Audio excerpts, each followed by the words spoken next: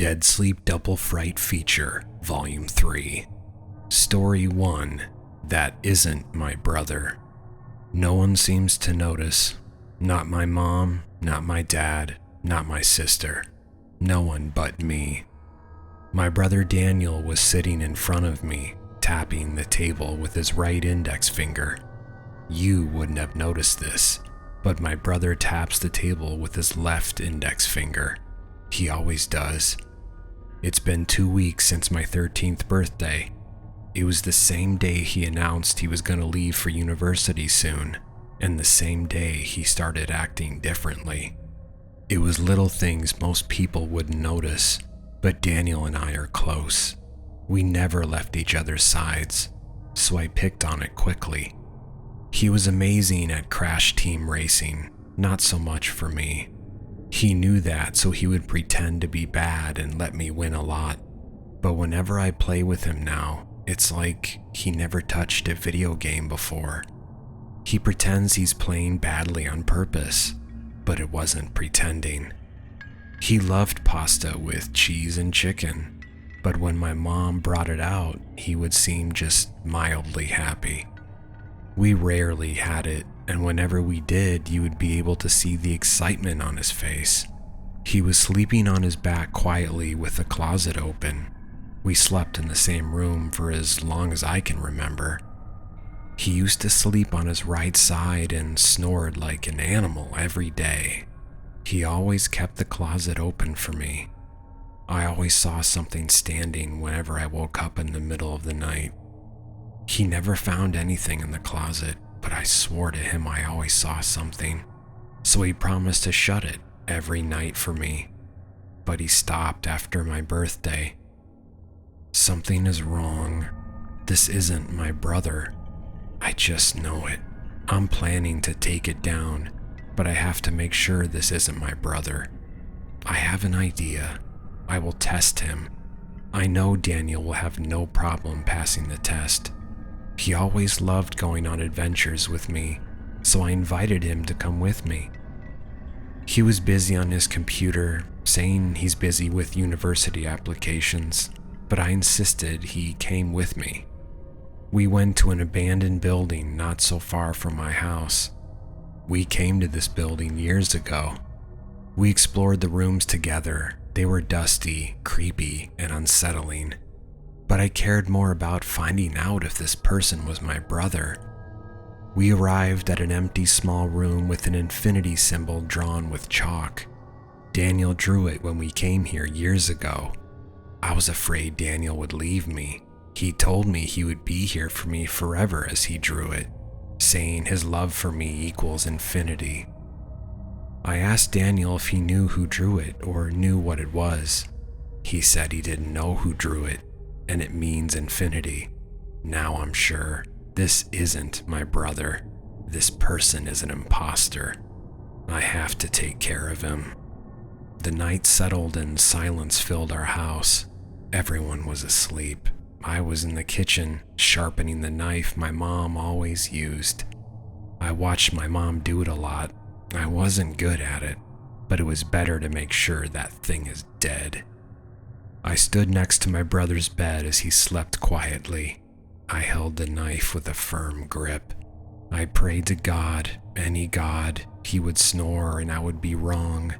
I stood there for a second, waiting for it, but all there was silence. It was dark. I didn't know what happened. It's like my entire world became dark as I raised the knife. I couldn't see, hear, or feel. It's like I stopped existing. Moments later, I was on the ground. I heard screams of agony and pain. Daniel was bleeding? Wait, no. He's supposed to be a monster. Why was he bleeding like a normal human? Why does his screams sound like his screams when he was hurt? My dad and mom barged in. Everything happened so fast. The next thing I knew, I was being dragged by the police. Was I wrong? Did I just try to murder Daniel? Why? Why did I even think of doing this? My mind was flooded. I was filled with guilt. It's been 3 months since that incident. I was admitted to a mental facility. I haven't spoken a word after the incident. What I did never left my mind for even a second. My parents haven't visited me yet, and Daniel would have left for university tomorrow if I didn't stab him. I was told I had a visitor. I was laying on my bed as I heard the door open. It was Daniel. He was wearing a medical eye patch. I couldn't even look in his direction, feeling the guilt killing me. He sat next to my bed and he started talking. I didn't want to hear his voice, but I couldn't stop listening. He was asking how I was doing, if the facility was nice, if I needed anything. I couldn't muster a response. I heard Daniel ask for a hug. I couldn't stop myself from breaking down and crying. I hugged him as he comforted me. I told him he acted differently. He didn't spend as much time as he used to. He even forgot the symbol he drew for me. I thought he was a monster or someone pretending to be him. I felt his hand rubbing on my back. "You're not wrong," he said as I cried. "Wait, what?" I let go of the hug slowly, confused. I asked if he could repeat it. He did. He said I wasn't wrong. I'm not wrong. I must be imagining it. He grabbed my hand and handed me something. I couldn't move my eyes away from it. It wasn't Daniel's eye that I stabbed. It was cut in half. My hand started shaking as I looked up. Daniel was smiling ear to ear, literally. His smile was so wide it was inhuman. His hand grabbed his face and pulled it upwards like it was a mask. What the fuck is that? That wasn't my brother. That wasn't even human, but it was wearing Daniel's skin. It sounded like Daniel, but it wasn't human. I know what the hell I was looking at. It was the thing I always saw in the closet. I screamed and cried as he let go of me. Nurses came in, trying to calm me down as that thing got up to leave. He smiled as he waved goodbye. That thing isn't my brother. Story 2. The other voice spoke to me in my sleep. Ever since I was a kid, I sleep-talked.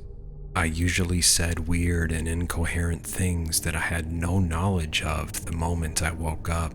Other times, people would have an almost coherent, albeit brief, conversation with me that I also couldn't remember. I was always fascinated by what my parents would tell me I said while I was sleep-talking. It was sometimes something funny, sometimes something a bit spooky, or other times downright terrifying. But it was always interesting. So interesting, in fact, that I downloaded an app on my phone that allowed me to record myself sleep-talking. This app in particular would skip silence, so if at any point no sound was happening, it wouldn't record anything. This gave rise to a lot of new observations, not just sleep-talking. Turned out, I made weird noises in my sleep as well, grunting and sometimes sleep singing. I couldn't always recognize my own voice, but it was funny to play it for people and see their reactions. For the last few years, even since I left home, I hadn't been doing it anymore. My girlfriend tells me all about the things I say in my sleep, and I didn't feel the need to do it anymore. She would tell me stories of how I would kick her in the night while I'm asleep, and she would have to push me away in order to get me to roll over. That would usually be followed up by my saying something stupid or funny that she would tell me about in the morning. These last few days, she's been on vacation at the beach.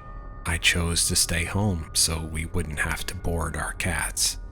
After I got off work one day, I scrolled through my apps and realized that I still have the app that used to record my voice when I was asleep. I hadn't thought about it in 2 or 3 years, and I lost all of the other recordings when I swapped phones. The SIM card carried over all of my apps to the new phone. I decided that tonight I was going to try it again, record myself sleeping and see what comes out of it. I wasn't sure how to set up my phone because I used to have a small table that was further away from my bed. The problem I wanted to make sure I wasn't running into is the thing turning on and recording me shuffling the sheets. I wanted to get it perfect to capture only my voice and nothing else, not even the fan above me. Usually this would result in around 8 minutes of me talking or shuffling around. I tried to replicate my old setup to the best of my abilities, and then sat in bed and tried to sleep. It's hard to sleep without moving much, no chance to get comfortable.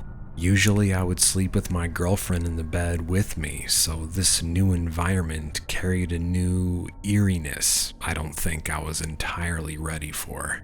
It felt like I could hear every single creak in the room made around me, and it came with a dread that something or someone could be lurking nearby.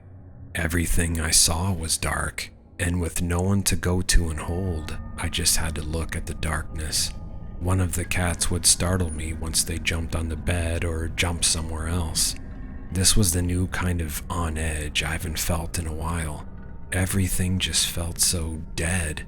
Even the air around me felt ominous, with only the white noise of the fan to keep the silence from seeping through my mind. Eventually, painstakingly, I fell asleep. When I woke up in the morning, I turned over and cut off my alarm. I shuffled through my phone and stopped the recording that was still running while my phone was plugged in. The first thing that set me off to something being weird was the time the recording had on it. 22 minutes. That was the most I have ever seen for any of these recordings. Like I said before, it was usually 7 or 8 minutes of recording. My first instinct was maybe I set up the phone wrong. Maybe it was too close to the bed and caught my shuffling more than I intended. My second thought was maybe the cats were messing around with it and perhaps meowing at night. I didn't have cats before I left home, so that made sense to me. Regardless, I sat down that morning and played it, intending to listen to the whole thing. That was when the second thing that set me off to something being weird became apparent. The whole thing was 22 minutes long, but for the first 1 or 2 minutes, it was dead silent. The app absolutely could not have recorded dead silence. When you set it up, it calibrates to the level of noise already in the room, and only records something if it goes above that. I had the fan on, but I turned the recording on after that. There was no way that the phone could have picked up such a long increment of dead silence. There was nothing, and when I skipped ahead a minute, still nothing. When I skipped ahead another time, then another and another, there was nothing but dead silence for the first 10 minutes. It was strange, but in my brain I could put together the pieces logically. I must have set up the phone wrong. The recording must have picked something up and just didn't turn off. There were a multitude of things it could have been, I was sure. After some more time, however, the thing stopped being explainable. The third thing that set me off to something being weird happened. There was a metal scratching, almost like a scraping of something metal against metal. I wasn't sure how long the scratches were in between one another because of the recording cutting out dead space and sound. This, on the recording at least, went on for about another 3 minutes. However, it sounded like each scratch was getting louder, closer almost, until finally there was a metal clunk, like something opening and closing. After that, another long segment of recorded silence, around 3 to 4 minutes of it. Then came the breathing. On the recording, I began hearing soft but labored breaths. It was almost as if the breathing was straight into the phone. At first, I tried rationalizing that it could have been just me. I may have rolled over to the phone and began breathing into it, snoring. Then I realized how incorrect that was. Remember when I said that I tried to replicate my old setup for recording? I got it pretty close, and that usually means that the phone isn't somewhere super nearby, and that is the way I had it. So either I rolled over onto the end table and across it and breathed into it, or it wasn't me who was breathing. This went on for about 2 minutes. 2 minutes of unceasing breathing. 2 minutes of wondering who in the hell was in our room. 2 minutes of dread. Then the silence resumed again. About another 2 minutes of it on the recording. At this point, I was glad whatever was happening seemed to be over. I was also hoping that the last 2 minutes would be nothing. Then it spoke, whatever it was.